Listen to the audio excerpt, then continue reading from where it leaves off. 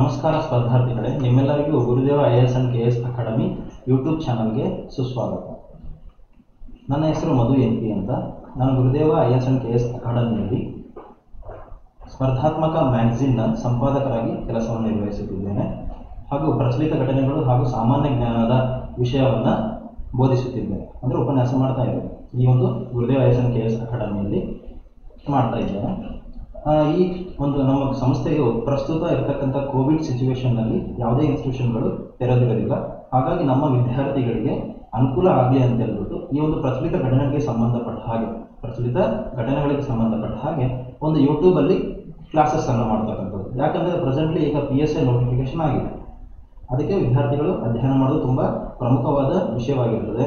ಈ ಪ್ರಚಲಿತ ಘಟನೆಗಳನ್ನು ಅಧ್ಯಯನಕ್ಕೆ ಅನುಕೂಲ ಆಗಲಿ ಅಂತ ಹೇಳ್ಬಿಟ್ಟು ನಾವು 2020ರ ಆಗಸ್ಟ್ ತಿಂಗಳಿಂದ 2021ರ ಆಗಸ್ಟ್ವರೆಗೆ ಸಂಪೂರ್ಣವಾಗಿ ನಾವು ಆನ್ಲೈನಲ್ಲಿ ಯಾವೆಲ್ಲ ವಿಷಯಗಳು ಪ್ರಮುಖವಾಗಿ ನಿಮಗೆ ಹೆಲ್ಪ್ ಆಗ್ತದೆ, ಎಕ್ಸಾಮ್ನ ಪರ್ಪಸ್ ಆಗಿ ಹೆಲ್ಪ್ ಆಗುತ್ತೆ ಅಂತಕ್ಕಂಥದ್ದನ್ನು ನೇರವಾಗಿ ನಿಮ್ಮ ವಿದ್ಯಾರ್ಥಿಗಳು ತಿಳಿಸ್ತಕ್ಕಂಥ ಕೆಲಸ ನಮ್ಮ ಗುರುದೇವ IAS and KS ಅಕಾಡೆಮಿ ಮಾಡ್ತಾ ಇರ್ತಕ್ಕಂಥದ್ದು ತುಂಬ ಶ್ಲಾಘನೀಯ.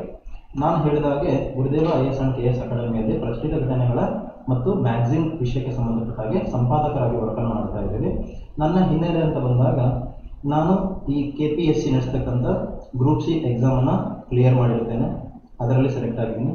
ಹಾಗೂ FDA ಎಕ್ಸಾಮ್ಗೆ ಸೆಲೆಕ್ಟ್ ಆಗಿದ್ದೇನೆ ಮತ್ತು SDA ಎಕ್ಸಾಮನ್ನು ಕ್ಲಿಯರ್ ಮಾಡಿಬಿಟ್ಟು SDA ಹುದ್ದೆಗೆ ಕೂಡ ಸೆಲೆಕ್ಟ್ ಆಗಿರ್ತಕ್ಕಂಥದ್ದನ್ನು ಕಾಣಬಹುದಾಗಿರ್ತದೆ. ಏನಂದರೆ ನನ್ನ ಒಂದು ಜ್ಞಾನ ಅಥವಾ ಒಂದು ಪ್ರಚಲಿತ ಘಟನೆಗಳು ಯಾವ ರೀತಿ ವಿದ್ಯಾರ್ಥಿಗಳು ವಿಶ್ಲೇಷಣೆ ಮಾಡಬೇಕು ಅಂತ ಹೇಳ್ಬಿಟ್ಟು ಒಂದು ಯೂಟ್ಯೂಬ್ ಚಾನಲಲ್ಲಿ ನೀವು ಮಾರ್ಗದರ್ಶನ ಮಾಡಿ ಅಂತ ಹೇಳಿದಾಗ ನಾನು ಅದಕ್ಕೆ ಅಂಗೀಕಾರವನ್ನು ಮಾಡಿ ಇವತ್ತು ಮಾಡ್ತಾ ಇರ್ತಕ್ಕಂಥದ್ದು ನೀವು ನೋಡ್ತಾ ಇದ್ದೀರಾ. ನಮ್ಮ ಗುರುದೇವ ಸಂಸ್ಥೆಯ ಏನೇನು ಒಳಗೊಂಡಿದೆ ಅಂತಂದರೆ, ಈ ಆನ್ಲೈನ್ ಪ್ಲಾಟ್ಫಾರ್ಮ್ ಅಂತ ಕರೆದಾಗ ಗುರುದೇವ ಸಂಸ್ಥೆಯು ಮೊಬೈಲ್ ಅಪ್ಲಿಕೇಶನನ್ನು ಒಳಗೊಂಡಿರ್ತದೆ. ಗುರುದೇವ IAS and KS academy mobile app ಅಂತ ನೀವು ಸರ್ಚ್ ಮಾಡಿದರೆ ಸಿಗ್ತದೆ. ಹಾಗೂ ಯೂಟ್ಯೂಬ್ ಚಾನಲ್ ಇದೆ. ಈ ಯೂಟ್ಯೂಬ್ ಚಾನಲಲ್ಲಿ ಈ ಸಾಮಾನ್ಯ ಜ್ಞಾನ ಆಗಿರ್ಬೋದು ಅಥವಾ ಪ್ರಚಲಿತ ಘಟನೆಗಳಾಗಿರ್ಬೋದು ಹಾಗೂ ಇನ್ನೂ ಹಲವಾರು ವಿಷಯಗಳನ್ನು ನಾವು ಅಪ್ಲೋಡ್ ಮಾಡ್ತಾ ಇರ್ತೀವಿ. ಅದರ ಸದುಪಯೋಗವನ್ನು ನೀವು ಮಾಡ್ಕೊಳ್ಬೇಕು. ಅದೇ ರೀತಿ ಗುರುದೇವ IAS and KS academy Telegram channel ಇದೆ. ಈ ಟೆಲಿಗ್ರಾಮ್ ಚಾನಲಲ್ಲಿ ನಿಮಗೆ ಸಾಕಷ್ಟು ಮಾಹಿತಿ ಸಿಗ್ತದೆ. ಪ್ರತಿದಿನ ನಾವು ಪ್ರಚಲಿತ ಘಟನೆಗಳನ್ನು ಬರೆದಾಕ್ತೀವಿ ಹಾಗೂ ವಿಶೇಷವಾದ ವಿಷಯಗಳನ್ನು ನಾವು ಪೋಸ್ಟ್ ಮಾಡ್ತಾ ಇರ್ತೀವಿ. ಆ ಎಲ್ಲ ವಿಷಯಗಳು ಎಕ್ಸಾಮ್ ಪರ್ಪಸ್, ಈ ಕಾಂಪಿಟೇಟಿವ್ ಎಕ್ಸಾಮ್ ಅಂತ ಕರಿತೀವಲ್ಲ, ಆ ಎಲ್ಲ ಎಕ್ಸಾಮ್ಗಳಿಗೆ ತುಂಬ ಅನುಕೂಲವಾಗಿರ್ತಕ್ಕಂಥ ವಿಷಯಗಳಾಗಿರ್ತವೆ. ಅದನ್ನು ಕೂಡ ನೀವು ನೋಟ್ಸನ್ನು ಮಾಡ್ಕೊಳ್ಬಹುದು. ಹಾಗೆ ನಮ್ಮದು ಇನ್ಸ್ಟಾಗ್ರಾಮ್ ಮತ್ತು ಫೇಸ್ಬುಕ್ ಅಕೌಂಟ್ ಕೂಡ ಇದೆ. ಅಲ್ಲೂ ಕೂಡ ನೀವು ಸಾಕಷ್ಟು ವಿಷಯಗಳನ್ನು ತಿಳ್ಕೊಳ್ಬಹುದು. ಫಾರ್ ಎಕ್ಸಾಂಪಲ್, ಕೆಲವೊಬ್ರು ಇನ್ಸ್ಟಾಗ್ರಾಮ್ ಮತ್ತು ಫೇಸ್ಬುಕ್ ಯೂಸ್ ಮಾಡ್ತಾ ಇರಲ್ಲ, ಅವ್ರು ಟೆಲಿಗ್ರಾಮ್ ಜಾಯ್ನ್ ಆಗ್ಬೋದು. ಕೆಲವೊಬ್ರಿಗೆ ಟೆಲಿಗ್ರಾಮ್ ಗೊತ್ತಿರಲ್ಲ, ಅವ್ರು ಇನ್ಸ್ಟಾಗ್ರಾಮಲ್ಲಿ ಜಾಯ್ನ್ ಆಗಿಬಿಟ್ಟು ನಮ್ಮ ಸಂಪೂರ್ಣ ವಿಷಯಗಳನ್ನು ನೀವು ಪ್ರಚಲಿತ ಘಟನೆಗಳು ಹಾಗೂ ಸಾಮಾನ್ಯ ಜ್ಞಾನದ ಸಾಕಷ್ಟು ವಿಷಯಗಳನ್ನು ಎಕ್ಸಾಮ್ ಪರ್ಪಸ್ ಆಗಿ ತಿಳ್ಕೊಳ್ತಾ ಹೋಗ್ಬೋದು. ಹಾಗಾದರೆ ಪ್ರಸ್ತುತ ನಾನು ಇವತ್ತು ಬಂದಿರೋದು ಏನಕ್ಕೆ, ನಿಮಗೆ ಪ್ರಚಲಿತ ಘಟನೆಗಳು ಈ ಹಿಂದಿನ 2020 ನಾವು ಆಗಸ್ಟನ್ನು ಚೂಸ್ ಮಾಡಿದ್ದೀವಿ. ಆಗಸ್ಟ್ ಅಂದರೆ ಕಾಮನ್ ಆಗಿ ನಾವು ನೋಡ್ತಕ್ಕಂಥದ್ದು 1 ವರ್ಷದ ವಿಷಯಗಳನ್ನು ಎಕ್ಸಾಮಲ್ಲಿ ಕೇಳ್ತಾರೆ. 1 ವರ್ಷದ ಹಿಂದಿನ ವಿಷಯಗಳನ್ನು ಕೇಳ್ತಾ ಹೋಗ್ತಾರೆ. ಯಾವೆಲ್ಲ ಇವತ್ತು ಪ್ರಚಲಿತ ಘಟನೆಯ ವಿಷಯಗಳಾಗಿರ್ತಾವಲ್ಲ, ಅವು ಮುಂದಿನ ದಿನಗಳಲ್ಲಿ ಏನಾಗ್ತವೆ, ಸಾಮಾನ್ಯ ಜ್ಞಾನ ಆಗಿ ಕನ್ವರ್ಟ್ ಆಗ್ತಾ ಹೋಗ್ತವೆ. ಹಾಗಾಗಿ ನಾವು 1 ವರ್ಷದ ಇತಿಹಾಸ ಅಥವಾ 1 ವರ್ಷದ ಪ್ರಚಲಿತ ಘಟನೆಗಳನ್ನು ನಾವು ನೋಡ್ತಾ ಹೋಗೋದಾದ್ರೆ, ಮೊಟ್ಟ ಮೊದಲನೇದಾಗಿ ನಾವು 2020ರ ಆಗಸ್ಟ್ ವಿಷಯವನ್ನು ತಗೊಂಡಿದ್ದೀವಿ. 2020ರ ಆಗಸ್ಟಿಂದ ಏನೆಲ್ಲ ಪ್ರಮುಖ ಘಟನಾವಳಿಗಳು ನಡೆದಿದ್ದಾವೆ, ನಮ್ಮ ಒಂದು ಪ್ರಚಲಿತ ಘಟನೆಗಳು ಈ ಎಕ್ಸಾಮ್ ಪರ್ಪಸ್ ಆಗಿ ಮೇನ್ ಆಗಿ ನಾವು ಏನೆಲ್ಲ ನೋಡಬಹುದು ಅಂತ ಹೇಳ್ಬಿಟ್ಟು ನಾವು ನೋಡೋದಾದ್ರೆ, ಮೊಟ್ಟ ಮೊದಲನೇದಾಗಿ ನಿಮಗೆ ಬರ್ತಕ್ಕಂಥದ್ದು ಆಗಸ್ಟ್ ಮಂತ್ 2020ರಲ್ಲಿ ಒಂದು ಘಟನೆಯ ಮೇಲೆ ಪ್ರಶ್ನೆ ಬರ್ತಕ್ಕಂಥದ್ದು. ಏನು ಆ ಘಟನೆ ಅಂತಂದ್ರೆ, ಹಿರೋಶಿಮಾ ದಿನ ಅಂತ ನಾವು ಸೆಲೆಬ್ರೇಟ್ ಮಾಡ್ತೀವಿ, ಅಂದ್ರೆ ಕರಿತಕ್ಕಂಥದ್ದು. ಹಿರೋಶಿಮಾ ದಿನ ಆಗಸ್ಟ್ 6. ಹಿರೋಶಿಮಾ ದಿನ ಆಗಸ್ಟ್ 6 ಹಿರೋಶಿಮಾ ದಿನವಾಗಿ ನಾವು ಕರಿತಾ ಇದ್ದೀವಿ. ಏನು ಈ ಒಂದು ದಿನದ ವಿಶೇಷ ಅಥವಾ ಹಿನ್ನೆಲೆ ಅಂತ ನಾವು ನೋಡೋದಾದ್ರೆ, 1945ರಲ್ಲಿ 2ನೇ ಮಹಾಯುದ್ಧದ ಮುಗಿದ ನಂತರ, ಅಂದ್ರೆ ಮುಗಿತಕ್ಕಂಥ ಸಂದರ್ಭದಲ್ಲಿ ಏನಾಗ್ತದೆ, ಜಪಾನ್ ದೇಶ ಬರ್ತದೆ. ನಾವು 2ನೇ ಮಹಾಯುದ್ಧ ಅಂದ ತಕ್ಷಣ ಎಲ್ಲಿಂದ ಎಲ್ಲಿವರೆಗೂ ನಡೀತು ಅಂತ ನಮಗೆ ಗೊತ್ತಿರ್ಬೇಕು. 1939ರಿಂದ 1945ರ ನಡುವೆ 2ನೇ ಮಹಾಯುದ್ಧ, ಜಾಗತಿಕ ಯುದ್ಧ ಅಂತ ಕರಿತೀವಿ. 2ನೇ ಜಾಗತಿಕ ಯುದ್ಧವು ನಡೀತದೆ. ಈ ಒಂದು ಯುದ್ಧದಲ್ಲಿ 2 ಬಣಗಳು ನಾವು ಮೇನ್ ಆಗಿ ಕಾಣ್ತೀವಿ. 2 ರೀತಿಯಾದಂತಹ ಬಣಗಳು, ಒಂದು ಶತ್ರು ಪಡೆ, ಇನ್ನೊಂದು ಮಿತ್ರ ಪಡೆ ಅಂತ. ಸೊ ಅದನ್ನ ಇಂಗ್ಲಿಷಲ್ಲಿ ನಾವು ಅಲಯನ್ಸ್ ಅಂತ ಕರಿತೀವಿ, ಆಕ್ಸಿಸ್ ಅಂತ ಕರಿತೀವಿ. ಅಲಯನ್ಸ್ ಅಂದ್ರೆ ನಾವಿಲ್ಲಿ ಮಿತ್ರ ಪಡೆ ಅಂತ ಕರಿತೀವಿ. ಏನಂತ ಕರಿತೀವಿ? ಮಿತ್ರ ಪಡೆ. ಮಿತ್ರ ಪಡೆ. ಹಾಗಾದ್ರೆ ಇಲ್ಲಿ ಕೆಲವೊಂದು ದೇಶಗಳು ಪ್ರಮುಖವಾಗಿ ನಾವು ನೋಡ್ತೀವಿ. ಯಾವ್ಯಾವ ದೇಶಗಳಾಗಿರ್ಬೋದು? ಬ್ರಿಟನ್ ಭಾಗವಹಿಸ್ತದೆ ಮಿತ್ರ ಪಡೆಯಲ್ಲಿ, ಫ್ರಾನ್ಸ್ ಭಾಗವಹಿಸ್ತದೆ, ಚೀನಾ ಭಾಗವಹಿಸ್ತದೆ, ಸೋವಿಯತ್ ರಷ್ಯಾ ಇರ್ತದೆ. ಸೊ ಇನ್ನೊಂದು ಮೇಜರ್ ನಾವು ನೋಡ್ತಕ್ಕಂಥದ್ದು ಯು ಎಸ್ ಎ ಅಂದ್ರೆ ಅಮೆರಿಕ ದೇಶ. ಈ ಒಂದು ಅಲೈನ್ಸ್ ಬಣದಲ್ಲಿ ಈ ದೇಶಗಳು ಇರ್ತವೆ. ಪ್ರಮುಖವಾಗಿ ಈ ದೇಶಗಳು ಯುದ್ಧದ ಗೆಲುವಿಗೆ ಕಾರಣವಾಗ್ತವೆ. ಯಾವ್ಯಾವಾಗಿರ್ಬೋದು? Britain, France, China, Soviet Russia ಮತ್ತು ಯು ಎಸ್ ಎ ದೇಶಗಳು ಈ ಮಿತ್ರ ಪಡೆಯಲ್ಲಿರ್ತವೆ. ಅದೇ ಶತ್ರು ಪಡೆ ಅಂತ ಕರಿತೇವೆ. ಇದನ್ನ ಆಕ್ಸಿಸ್ ಅಂತ ಕರಿತೇವೆ. ಶತ್ರು ಪಡೆ ಆಕ್ಸಿಸ್ ಅಂತ ಕರೆದಾಗ ಇಲ್ಲಿ ಪ್ರಮುಖವಾಗಿ 3 ದೇಶಗಳನ್ನು ಬರ್ತವೆ. ಈ 3 ದೇಶಗಳಲ್ಲಿ ಮೊಟ್ಟ ಮೊದಲನೇದಾಗಿ ಜರ್ಮನಿಯನ್ನ ನಾವು ಕಾಣ್ತೀವಿ, ನೆಕ್ಸ್ಟ್ ಇಟಲಿಯನ್ನ ಕಾಣ್ತೀವಿ, ಮತ್ತೊಂದು ದೇಶ ಜಪಾನ್. ಜರ್ಮನಿ, ಇಟಲಿ ಮತ್ತು ಜಪಾನ್. ನಾವಿಲ್ಲಿ ಮೇಜರ್ ಆಗಿ ಜರ್ಮನಿಯ ಸರ್ವಾಧಿಕಾರಿಯನ್ನ ಈ ಯುದ್ಧದ ಮುಖ್ಯಸ್ಥ ಅಥವಾ ಯುದ್ಧದ ರೂವಾರಿ ಅಂತ ನಾವು ಕರಿಬಹುದು. ಯಾರು? ಹಿಟ್ಲರ್. ಜರ್ಮನಿಯ ಹಿಟ್ಲರ್. ಸೊ ಹಿಟ್ಲರ್ ಅಂತಕ್ಕಂಥ ವ್ಯಕ್ತಿ ಈ ಒಂದು ಯುದ್ಧದ ರೂವಾರಿಯಾಗಿ ಇರ್ತಾರೆ. ಸೊ ಈ ಯುದ್ಧ ಮುಗಿಯತಕ್ಕಂಥ ಸಂದರ್ಭ 1945ರಲ್ಲಿ ಯುದ್ಧದ ಅಂತ್ಯ ಆಗ್ತಕ್ಕಂಥ ಸಂದರ್ಭದಲ್ಲಿ ಈ ಜಪಾನ್ ದೇಶದ ಸರ್ವಾಧಿಕಾರಿ ಏನ್ ಮಾಡ್ತಾನೆ? ಪೂರ್ವ ಇಂಡೀಸ್, ಜಪಾನ್ ದೇಶ ಏನ್ ಮಾಡ್ತದೆ? ಪೂರ್ವ ಇಂಡೀಸ್ನ ತೈಲ ಸಮೃದ್ಧಿ ಪ್ರದೇಶಗಳು ಅಂದ್ರೆ ತೈಲ ನಿಕ್ಷೇಪಗಳು ಎಲ್ಲೆಲ್ಲ ಇರ್ತಾವಲ್ಲ ಆ ಪ್ರದೇಶಗಳನ್ನ ವಶಪಡಿಸಿಕೊಳ್ಳೋದಕ್ಕೆ ಮುಂದಾಗ್ತಾನೆ. ಆ ಪ್ರದೇಶಗಳನ್ನ ವಶಪಡಿಸಿಕೊಳ್ಳೋದಕ್ಕೆ ಮುಂದಾಗ್ತಾನೆ. ಅಂತಹ ಸಂದರ್ಭದಲ್ಲಿ ಅಮೆರಿಕದ ಅಧ್ಯಕ್ಷ ಯಾರಿರ್ತಾರೆ? ಹ್ಯಾರಿ ಟ್ರೂಮನ್ ಅಂತ ವ್ಯಕ್ತಿ ಇರ್ತಾನೆ. ಹ್ಯಾರಿ ಟ್ರೂಮನ್ ಅಂತಕ್ಕಂಥ ಅಮೆರಿಕದ ಅಧ್ಯಕ್ಷ ಏನ್ ಮಾಡ್ತಾನೆ? ಈ ಜಪಾನ್ ಅನ್ನ ಹಿಂದೆ ಸರಿಸೋದಕ್ಕೋಸ್ಕರ 1945 ಆಗಸ್ಟ್ 6ನೇ ತಾರೀಕು 1945 ಆಗಸ್ಟ್ 6ನೇ ತಾರೀಕಿನಂದು ಅಮೆರಿಕ ದೇಶದ ಯುದ್ಧ ವಿಮಾನ ಏನೋ ಲಾಗೆ ಅಂತಕ್ಕಂಥ ಯುದ್ಧ ವಿಮಾನವನ್ನ ಹಾರಿಸುವುದರ ಮೂಲಕ ಅಂದ್ರೆ ಅದರ ಮೂಲಕ ಒಂದು ಬಾಂಬ್ ಅನ್ನ ಎಲ್ಲಿ? ಹಿರೋಶಿಮಾ ನಗರದ ಮೇಲೆ ಹಾಕ್ತಾರೆ.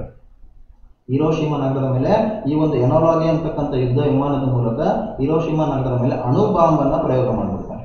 ಅಣು ಬಾಂಬ್ ಅನ್ನ ಪ್ರಯೋಗ ಮಾಡ್ತಾನೆ. ಆ ಅಣು ಬಾಂಬಿನ ಹೆಸರು ಬಂದ್ಬಿಟ್ಟು ಲಿಟಲ್ ಬಾಯ್ ಅಂತಕ್ಕಂಥದ್ದು. ಇದನ್ನ ಪರಮಾಣು ಬಾಂಬ್ ಅಥವಾ ಅಣು ಬಾಂಬ್ ಅಂತ ಕರಿತೀವಿ.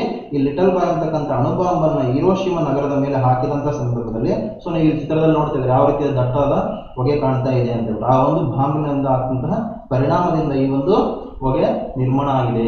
ಹಾಗಾದ್ರೆ ಈ ಒಂದು ಪರಮಾಣು ಬಾಂಬ್ ಹಾಕಿದ ಸಂದರ್ಭದಲ್ಲಿ ಎಷ್ಟು ಹಾನಿ ಆಯ್ತು ಅಂದ್ರೆ ಸಾಕಷ್ಟು ಹಾನಿ ಆಗ್ತದೆ.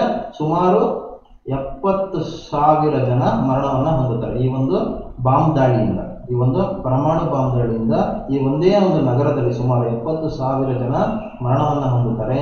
ಇನ್ನ ಕೇವಲ ಈ ಲಿಟಲ್ ಬಾಯ್ ಹಾಕಿ ಕೇವಲ 3 ದಿನಗಳ ಅಂತರದಲ್ಲಿ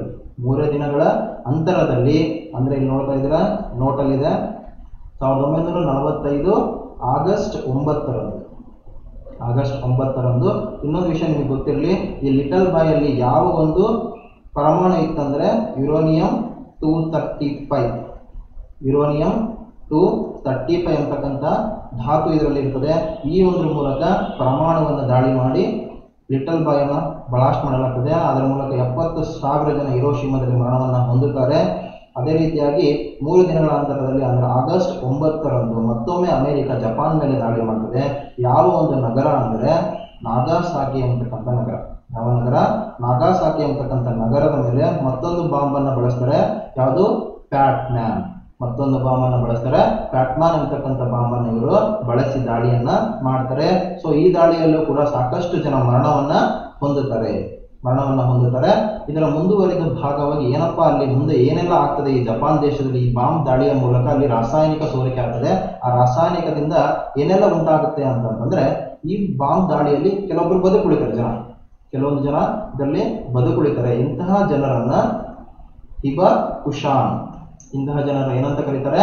ಹಿಬಕುಶಾಸ್ ಅಂತಕ್ಕಂಥ ಹೆಸರಿನಿಂದ ಇವರನ್ನ ಕರೆಯಲಾಗ್ತದೆ. ಈ ಒಂದು ಪ್ರದೇಶದಲ್ಲಿ ಹುಟ್ಟಿರ್ತಕ್ಕಂಥ ಮಕ್ಕಳು ಇವತ್ತಿಗೂ ಸಹ ಈ ಒಂದು ಹಿರೋಶಿಮಾ ಮತ್ತು ನಾಗಾಸಾಕಿ ಅಂತ ಕರಿತೀವಲ್ಲ ಬಾಂಬ್ ದಾಳಿಗೆ ಒಳಪಟ್ಟ ಪ್ರದೇಶಗಳಲ್ಲಿ ಹುಟ್ಟತಕ್ಕಂಥ ಮಕ್ಕಳು ಇವತ್ತಿಗೂ ಕೂಡ ಅಂಗವೈಕಲ್ಯಕ್ಕೆ ಒಳಗಾಗ್ತಾ ಇದ್ದಾರೆ. ಏನಕ್ಕೆ? ಅಂಗವೈಕಲ್ಯಕ್ಕೆ ಇವತ್ತಿಗೂ ಕೂಡ ಒಳಗಾಗ್ತಾ ಇರತಕ್ಕಂಥದ್ದನ್ನು ನಾವು ಕಾಣ್ತಾ ಹೋಗ್ತೀವಿ. ಸೊ ಇದು ಹಿರೋಶಿಮಾ ದಿನದ ಪ್ರಮುಖ ಘಟನೆ ಆಗಿರ್ತದೆ. ಇದು ನಿಮಗೆ ಗೊತ್ತಿರಬೇಕು, ಎಕ್ಸಾಮ್ ಅಲ್ಲಿ ಕೇಳ್ತಾರೆ. ಸಮ್ ಟೈಮ್ ಏನಾಗ್ತದೆ, ಇವತ್ತಿನ ಪ್ರಚಲಿತ ಘಟನೆಗಳು ಮುಂದಿನ ಸಾಮಾನ್ಯ ಜ್ಞಾನ ಅಂತ ಹೇಳಿದೆ ನಾನು. ಇವತ್ತಿನ ಪ್ರಚಲಿತ ಘಟನೆ ಮುಂದಿನ ಸಾಮಾನ್ಯ ಜ್ಞಾನ ಅಂತ ಹೇಳಿದಾಗ ನೀವು ನೇರವಾಗಿ ನಮಗೆ ಪ್ರಚಲಿತ ಘಟನೆನೇ ಕೇಳಲ್ಲ. ಎಲ್ಲ ಕಡೆ ಡೈರೆಕ್ಟ್ ಆಗಿ ಪ್ರಚಲಿತ ಘಟನೆಯನ್ನೇ ಕೇಳಲ್ಲ, ಅದರ ಹಿನ್ನೆಲೆಯನ್ನ ಕೇಳ್ತಾರೆ. ಈ ಹಿರೋಶಿಮಾ ಅಂದ ತಕ್ಷಣ ಹಿರೋಶಿಮಾ ದಿನದ ಮೇಲೆ ಕ್ವಶನ್ ಏನ್ ಬರಬಹುದು?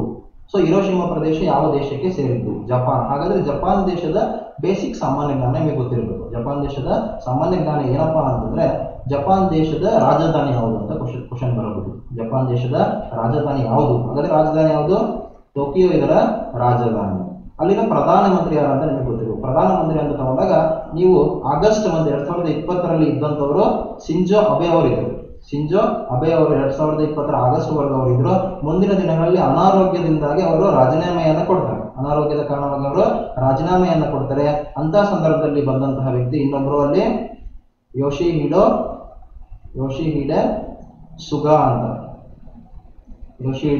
ಸುಗಾ ಅಂತ ಹೊಸದಾಗಿ ಪ್ರಧಾನಿಯಾಗಿ ನೇಮಕಾತಿಯನ್ನ ಹೊಂದುತ್ತಾರೆ. ಹೊಸದಾಗಿ ಪ್ರಧಾನಿಗಳಾಗಿ ಯೋಶಿಹಿಡೆ ಸುಗಾ ಅಂತವರು ಪ್ರಸ್ತುತ ಯಾರಿದ್ದಾರೆ? ಯೋಶಿಹಿಡೆ ಸುಗಾ ಅಂತವರು ಜಪಾನ್ ದೇಶದ ಪ್ರಧಾನಿಯಾಗಿ ಕಾರ್ಯವನ್ನು ನಿರ್ವಹಿಸ್ತಾ ಇದ್ದಾರೆ.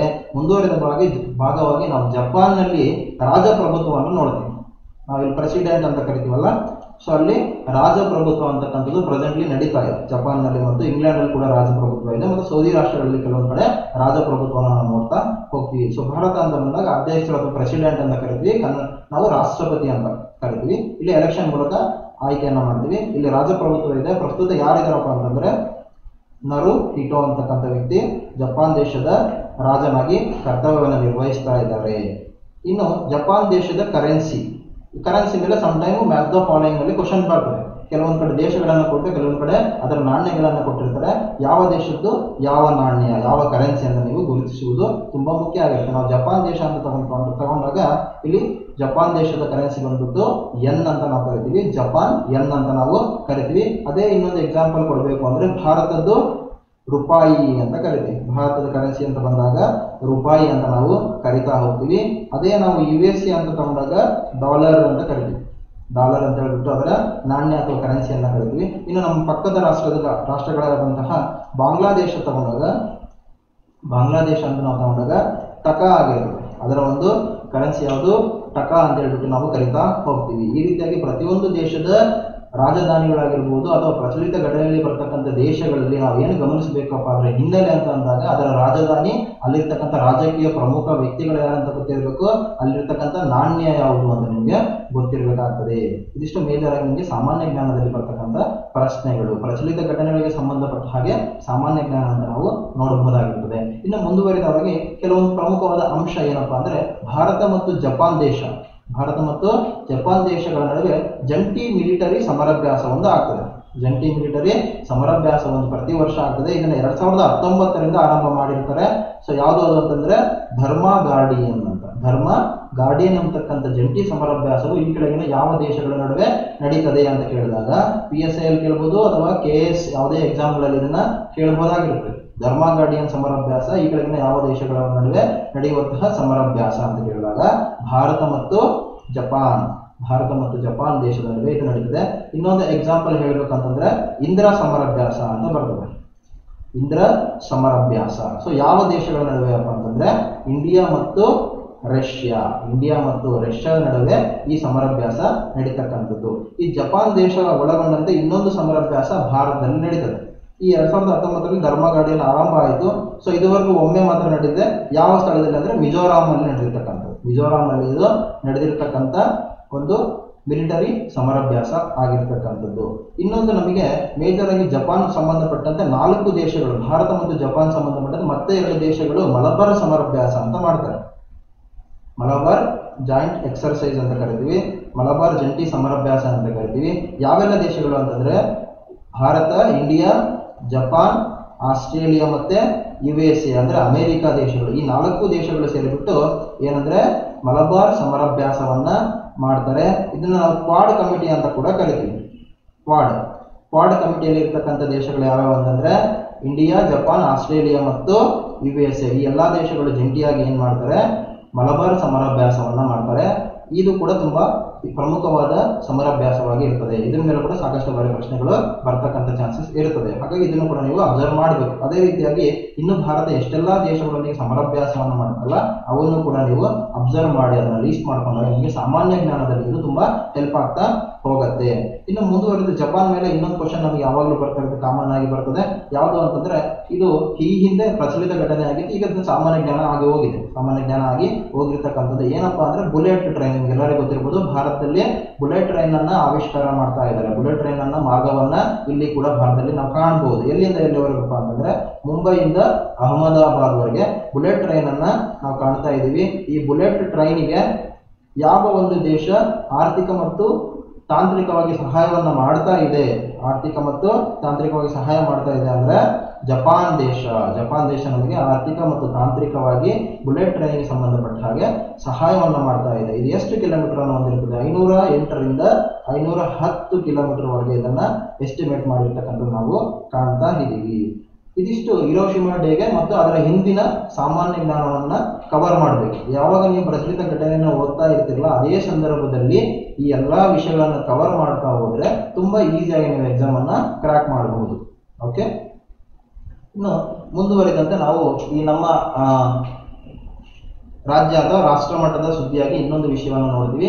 ಆಂಧ್ರ ಪ್ರದೇಶಕ್ಕೆ 3 ರಾಜಧಾನಿಗಳು, ರಾಜ್ಯಪಾಲರ ಅನುಮೋದನೆ.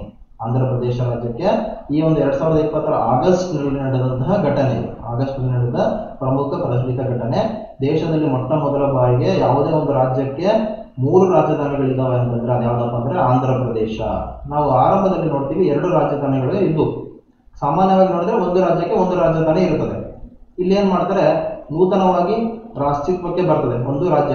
ಭಾರತ ಅಂತ ನಾವು ಕನ್ಸಿಡರ್ ಮಾಡಿದಾಗ 2014ರಲ್ಲಿ ಎಷ್ಟು ರಾಜ್ಯಗಳು? 2014ರಲ್ಲಿ 28 ರಾಜ್ಯಗಳು ಅಸ್ತಿತ್ವದಲ್ಲಿರ್ತವೆ. ಅದೇ 2014ರ ಜೂನ್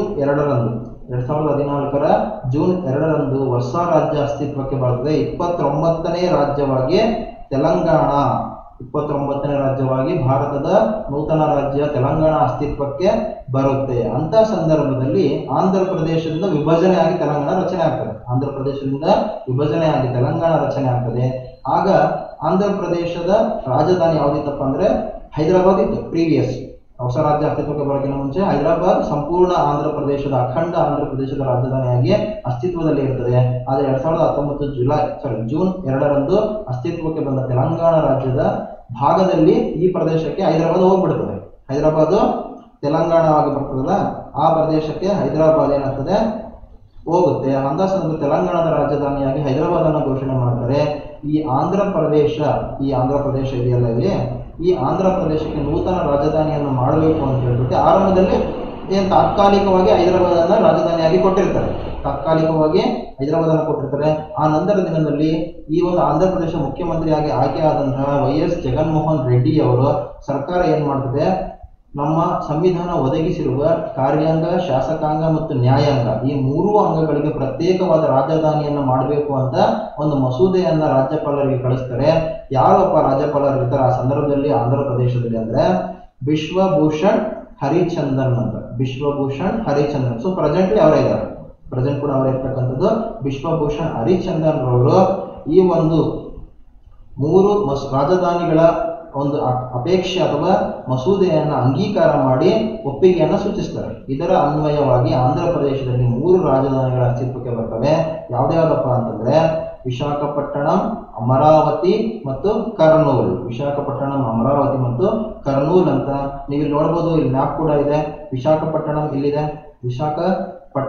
ಈ ಒಂದು ವಿಶಾಖಪಟ್ಟಣವನ್ನ ಏನ್ ಮಾಡ್ತಾರೆ ಅಂದ್ರೆ ಕಾರ್ಯಾಂಗ, ಎಕ್ಸಿಕ್ಯೂಟಿವ್ ಅಂತ ಕರಿತೀವಿ. ಕಾರ್ಯಾಂಗದ ರಾಜಧಾನಿ, ಮುಖ್ಯ ಪ್ರದೇಶ, ಕಾರ್ಯಾಂಗದ ರಾಜಧಾನಿಯಾಗಿ ಇದನ್ನ ಸೆಲೆಕ್ಟ್ ಮಾಡ್ತಾರೆ. ಹಾಗೆ ಮುಂದುವರೆದು ನಾವು ಇನ್ನೊಂದು ಅಮರಾವತಿ ಅಂತ ನೋಡ್ತೀವಿ. ಯಾವುದು? ಅಮರಾವತಿ ಈ ಒಂದು ಭಾಗದಲ್ಲಿ ಬರ್ತದೆ. ಅಮರಾವತಿ ಈ ಒಂದು ಭಾಗದಲ್ಲಿ ಬರ್ತಕ್ಕಂಥದ್ದು. ಇದನ್ನ ನಾವು ಏನಂತ ಕರಿತೀವಿ? ಲೆಜಿಸ್ಲೇಟಿವ್ ಅಂದ್ರೆ ಶಾಸಕಾಂಗದ ಒಂದು ಪ್ರಮುಖ ಕೇಂದ್ರ, ರಾಜಧಾನಿಯಾಗಿ ಮಾಡ್ತಾರೆ. ಆಂಧ್ರ ಪ್ರದೇಶದ ಶಾಸಕಾಂಗದ ರಾಜಧಾನಿ ಬಂದ್ಬಿಟ್ಟು ಅಮರಾವತಿ ಅಂತ ಕರಿತೀವಿ. ಮುಂದುವರೆದು ಇನ್ನೊಂದು ನ್ಯಾಯಾಂಗ ಅಂತ ಬರ್ತದೆ, ಜುಡಿಷರಿ ಅಂತ ಕರಿತೀವಿ. ನ್ಯಾಯಾಂಗದ ರಾಜಧಾನಿಯಾಗಿ ನಾವು ಕರ್ನೂಲ್ ಅನ್ನ ನೇಮಕವನ್ನು ಮಾಡಿದ್ದನ್ನು ನಾವಿಲ್ಲಿ ಕಾಣ್ತಾ ಹೋಗೋದು. ಈ ರೀತಿಯಾಗಿ ಆಂಧ್ರ ಪ್ರದೇಶಕ್ಕೆ 3 ರಾಜಧಾನಿಗಳು ಅಸ್ತಿತ್ವಕ್ಕೆ ಬರ್ತವೆ. ಪ್ರೆಸೆಂಟ್ಲಿ ಯಾವ ಒಂದು ರಾಜ್ಯ 3 ರಾಜಧಾನಿಗಳನ್ನ ಒಳಗೊಂಡಿದೆ ಅಂತಂದ್ರೆ ಆಂಧ್ರ ಪ್ರದೇಶ ಅಂತಕ್ಕಂಥ ರಾಜ್ಯ 3 ರಾಜಧಾನಿಗಳನ್ನ ಒಳಗೊಂಡಿದೆ. ಇಲ್ಲಿ ಇನ್ನೊಂದು ವಿಶೇಷವಾಗಿ ನೀವು ಗಮನಿಸಬೇಕಾಗಿರೋದು, ವಿಶೇಷವಾಗಿ ಏನಪ್ಪಾ ಅಂತಂದ್ರೆ, ಈ ವಿಭಜನೆ ಆದಾಗ ನಾವು ನ್ಯಾಯಾಂಗ ಅಥವಾ ಹೈಕೋರ್ಟ್ ಅಂತ ಕರಿತೀವಿ. ಏನೋ ಉಚ್ಚ ನ್ಯಾಯಾಲಯ, ಹೈಕೋರ್ಟ್ ಅಂತ ಕರಿತೀವಿ. ನಾವು ಅಖಂಡ ಆಂಧ್ರ ಪ್ರದೇಶದಲ್ಲಿ ಒಂದೇ ಒಂದು ಹೈಕೋರ್ಟ್ ಅನ್ನು ನೋಡ್ತೀವಿ. ಎಲ್ಲಿ ಅಂತಂದ್ರೆ ಅದು ಹೈದರಾಬಾದಲ್ಲಿ ಲೊಕೇಟ್ ಆಗಿದೆ. ಹೈದರಾಬಾದಲ್ಲಿ ಇರ್ತಕ್ಕಂಥ ಪ್ರದೇಶದಲ್ಲಿ ಅದು ಆಂಧ್ರ ಪ್ರದೇಶದ ಉಚ್ಚ ಅಥವಾ ಹೈಕೋರ್ಟ್ ನೆಲೆಯಾಗಿರ್ತದೆ. ಮುಂದುವರೆದ ಭಾಗದಲ್ಲಿ ಈ ಆಂಧ್ರ ಪ್ರದೇಶ ಹೊಸದಾಗಿ ರಚನೆ ಆಗುತ್ತಲ್ಲ, ತೆಲಂಗಾಣ ವಿಭಜನೆ ಆದಮೇಲೆ ಇಲ್ಲಿಗೂ ಕೂಡ ನಮಗೆ ಪ್ರತ್ಯೇಕವಾಗಿ ಹೈಕೋರ್ಟ್ ಬೇಕು ಅಂತ ಅಂದಾಗ ಭಾರತದ 25ನೇ 25th ಹೈಕೋರ್ಟ್ ಆಫ್ ಇಂಡಿಯಾ, 25ನೇ ಹೈಕೋರ್ಟ್ ಅಸ್ತಿತ್ವಕ್ಕೆ ಬಂದಿದೆ. ಅದು ಯಾವ ಪ್ರದೇಶದಲ್ಲಿದೆ? ಆಂಧ್ರ ಪ್ರದೇಶದಲ್ಲಿದೆ. ಆಂಧ್ರ ಪ್ರದೇಶದ ಯಾವ ರಾಜಧಾನಿಯಲ್ಲಿದೆ ಅಂತ ಕ್ವಶನ್ ಏನಾದರೂ ಬಂದಾಗ ನೀವೆಲ್ಲರಿಗೂ ಗಮನ ಹೋಗ್ತದೆ ನ್ಯಾಯಾಂಗ ಅಂತ. ನ್ಯಾಯಾಂಗದ ರಾಜಧಾನಿ ಯಾವುದು? ಕರ್ನೂಲ್. ನ್ಯಾಯಾಂಗದ ರಾಜಧಾನಿ ಕರ್ನೂಲ್ ಇದೆ. ಹಾಗಾಗಿ ಕರ್ನೂಲ್ ಆಪ್ಷನ್ ಕೊಟ್ಟಿರ್ತಾರೆ. ಫಸ್ಟ್ನೇ ಆಪ್ಷನ್ ನಿಮಗೆ ಕರ್ನೂಲ್ ಅಂತ ಇರ್ತದೆ. ನೀವೆಲ್ಲರೂ ಕರ್ನೂಲ್ ಅಂತ ಆನ್ಸರ್ ಮಾಡಿದ್ರೆ ದಟ್ ಈಸ್ ರಾಂಗ್ ಆನ್ಸರ್. ಅದು ತಪ್ಪಾಗ್ತದೆ. ಯಾಕಂದ್ರೆ ಭಾರತದ 25ನೇ ನ್ಯಾಯಾಲಯವನ್ನ ಸ್ಥಾಪನೆ ಮಾಡಿದರೆ ಅಮರಾವತಿಯಲ್ಲಿ. ಈ ಗುಂಟೂರು ಅಂತ ನೋಡ್ತಾ ಇದ್ದಿರಲ್ಲ, ಆಕ್ಚುಲಿ ಅಮರಾವತಿ. ಸೊ ಅಮರಾವತಿಯಲ್ಲಿ ಭಾರತದ 25ನೇ ಉಚ್ಚ ನ್ಯಾಯಾಲಯವನ್ನು ಸ್ಥಾಪನೆ ಮಾಡಲಾಗ್ತದೆ. ಅಮರಾವತಿಯಲ್ಲಿ ಇದು ಸ್ಥಾಪನೆ ಆಗಿದೆ. ಆದರೂ ಕೂಡ ಇದರ ನ್ಯಾಯಾಂಗ ರಾಜಧಾನಿ ಅಂದ್ರೆ ಕರ್ನೂಲ್. ನ್ಯಾಯಾಲಯ ಎಲ್ಲಿದೆ, ಹೈಕೋರ್ಟ್ ಎಲ್ಲಿದೆ ಅಂತಂದ್ರೆ ಅಮರಾವತಿಯಲ್ಲಿ ಇರ್ತಕ್ಕಂಥ ನೀವು ಕಾಣ್ತಾ ಹೋಗ್ಬೋದು. ಹಾಗಾದ್ರೆ ಈ ಒಂದು ಅಮರಾವತಿಯಲ್ಲಿರ್ತಕ್ಕಂಥ ಆಂಧ್ರ ಪ್ರದೇಶದ ಹೈಕೋರ್ಟಿನ ಪ್ರಸ್ತುತ ಮುಖ್ಯ ನ್ಯಾಯಾಧೀಶರು ಯಾರಪ್ಪ ಅಂತಂದ್ರೆ ಆರೂಪ್ ಕುಮಾರ್ ಗೋಸ್ವಾಮಿ ಅಂತ. ಆರೂಪ್ ಕುಮಾರ್ ಗೋಸ್ವಾಮಿ ಅವರು ಪ್ರಸ್ತುತ ಆಂಧ್ರ ಪ್ರದೇಶದ ಮುಖ್ಯ ನ್ಯಾಯಾಧೀಶರಾಗಿ ಕಾರ್ಯವನ್ನ ನಿರ್ವಹಿಸ್ತಾ ಇದ್ದಾರೆ. ಸೊ ನೋಡ್ರಿ, ಇದು ಕೂಡ ಒಂದು ಪಾಯಿಂಟ್ ನಿಮಗೆ ಕವರ್ ಮಾಡಬೇಕು ಯಾವಾಗಲೂ. ಓಕೆ, ಇನ್ನು ಈ ಆಂಧ್ರ ಪ್ರದೇಶದ ಕೆಲವೊಂದು ಪ್ರಮುಖ ಘಟನೆಗಳನ್ನು ನಾವು ನೋಡೋದಾದ್ರೆ, ಈ ಒಂದು ಆಂಧ್ರ ಪ್ರದೇಶಕ್ಕೆ ಸಂಬಂಧಪಟ್ಟ ಹಾಗೆ ಈ ಆಂಧ್ರ ಪ್ರದೇಶ ಮತ್ತೆ ಸುದ್ದಿಯಲ್ಲಿದೆ. ಪ್ರೆಸೆಂಟ್ ಏನಕ್ಕೋಸ್ಕರ ಸುದ್ದಿಯಲ್ಲಿದೆಪ್ಪ ಅಂತಂದ್ರೆ, ಆಂಧ್ರ ಪ್ರದೇಶವು ವಿಧಾನ ಪರಿಷತ್ತನ್ನು ರದ್ದುಗೊಳಿಸಿದೆ ಅಂತ. ಆಂಧ್ರ ಪ್ರದೇಶ ಏನಪ್ಪ ಅಂದ್ರೆ ನಾವು ಎರಡು ರೀತಿಯಾಗಿ ನೋಡ್ತೀವಿ, ಒಂದು ವಿಧಾನಸಭೆ ಮತ್ತೊಂದು ವಿಧಾನ ಪರಿಷತ್ ಅಂತ. ಈ ವಿಧಾನ ಪರಿಷತ್ ಅಂತ ತಗೊಂಡಾಗ ಭಾರತದಲ್ಲಿ ಪ್ರಸ್ತುತ ಅಂತ ಹೇಳಿದ್ರೆ ಆಂಧ್ರ ಪ್ರದೇಶವನ್ನು ಹೊರತುಪಡಿಸಿ ಅಂತಂದ್ರೆ 5 ರಾಜ್ಯಗಳಲ್ಲಿ ಪ್ರಸ್ತುತ ವಿಧಾನ ಪರಿಷತ್ತು ಅಸ್ತಿತ್ವದಲ್ಲಿದೆ. ಆಂಧ್ರ ಪ್ರದೇಶವನ್ನು ಸೇರಿಸಿಕೊಂಡಾಗ 6 ರಾಜ್ಯಗಳು ಆಗ್ತವೆ. 6 ರಾಜ್ಯಗಳು ಆಗ್ತಕ್ಕಂಥದ್ದು. ಆದ್ರೆ ಆಂಧ್ರ ಪ್ರದೇಶ ಏನಪ್ಪ ಅಂದ್ರೆ ವಿಧಾನ ಪರಿಷತ್ತನ್ನ ರದ್ದುಗೊಳಿಸೋದ್ರಿಂದ 5 ರಾಜ್ಯಗಳಲ್ಲಿ ಪ್ರಸ್ತುತ ವಿಧಾನ ಪರಿಷತ್ ಇದೆ. ಹಾಗಾದ್ರೆ ಆ 5 ರಾಜ್ಯಗಳು ಯಾವ್ಯಾವ ಆಗಿರಬಹುದು? ಸೊ ಒಂದು ಬಂದ್ಬಿಟ್ಟು ನಿಮಗೆ ಕರ್ನಾಟಕದಲ್ಲಿದೆ, ಇನ್ನೊಂದು ಉತ್ತರ ಪ್ರದೇಶದಲ್ಲಿದೆ, ಮತ್ತೊಂದು ತೆಲಂಗಾಣದಲ್ಲಿದೆ.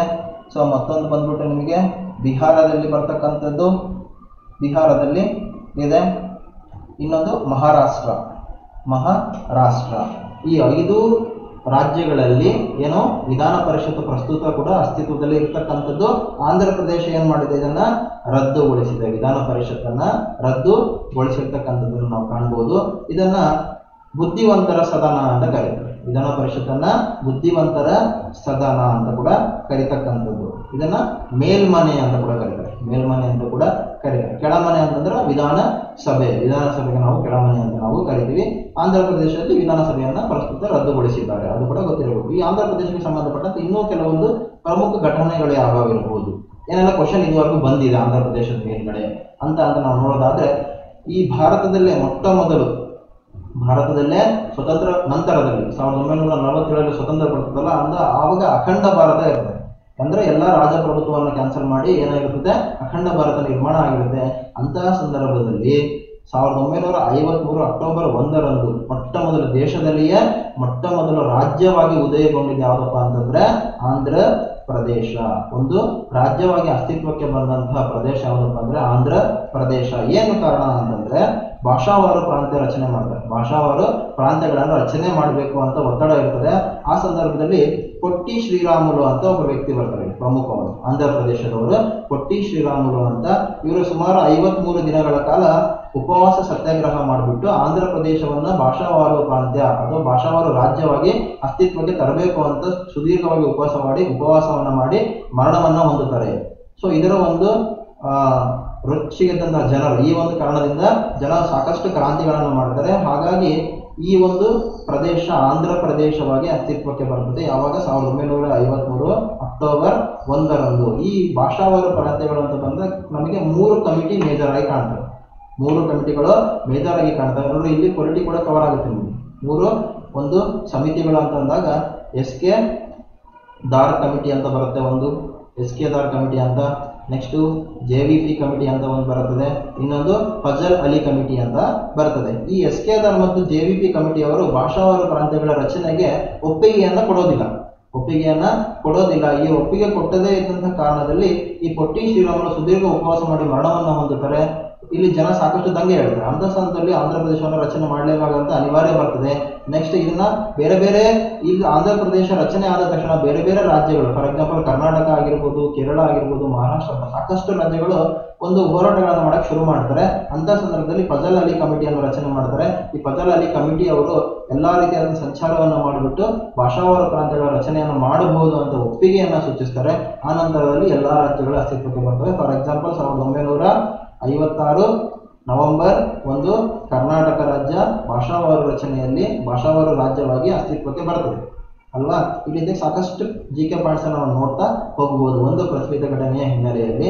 ಇನ್ನು ಮುಂದುವರೆದು ಈ ಒಂದು ಆಂಧ್ರ ಪ್ರದೇಶಕ್ಕೆ ಒಂದು ವಿಶೇಷವಾದ ಸ್ಥಾನಮಾನವನ್ನು ಕೊಟ್ಟಿದ್ದಾರೆ. ಯಾವ ಒಂದು ಆರ್ಟಿಕಲ್ ಸಂವಿಧಾನದ 371D, ಸಂವಿಧಾನದ 371D ಅನ್ವಯ ವಿಶೇಷ ಸ್ಥಾನಮಾನವನ್ನ ಈ ಕೆಳಗಿನ ಯಾವ ಒಂದು ಪ್ರದೇಶಕ್ಕೆ ಕೊಡಲಾಗಿದೆ, ಯಾವ ರಾಜ್ಯಕ್ಕೆ ಅಂದ್ರೆ ಆಂಧ್ರ ಪ್ರದೇಶಕ್ಕೆ ಕೊಡಲಾಗಿರುತ್ತದೆ.